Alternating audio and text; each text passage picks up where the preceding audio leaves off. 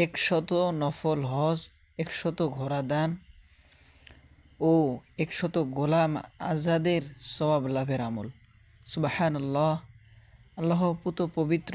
সকালে 100 বার ও সন্ধ্যায় 100 বার।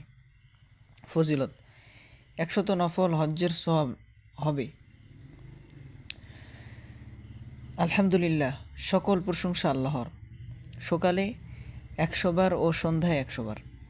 ফজিলত: জিহাদের উদ্দেশ্যে 100 ঘোড়া দান করার সওয়াব হবে। লা ইলাহা ইল্লাল্লাহ, আল্লাহ ছাড়া কোনো মাবুদ নেই। সকালে 100 বার ও সন্ধ্যায় 100 বার। ফজিলত: হযরত ইসমাঈল আলাইহিস সালামের বংশের 100 গোলাম আজাদ করার সওয়াব হবে। আল্লাহু আকবার, আল্লাহ সবচেয়ে বড়। সকালে 100 বার ও সন্ধ্যায় 100 বার। ফজিলত: সে ওই দিন এত পরিমাণ নেকি অর্জন করবে যা অন্য কেউ অর্জন করতে পারবে না।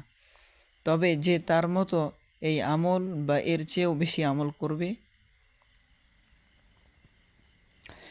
সুবহানাল্লাহি ওয়া বিহামদিহি, সকালে 100 বার ও সন্ধ্যায় 100 বার পড়লে সমুদ্রের ফেরনার চেয়ে বেশি গুনাহও আল্লাহ ক্ষমা করে দেন।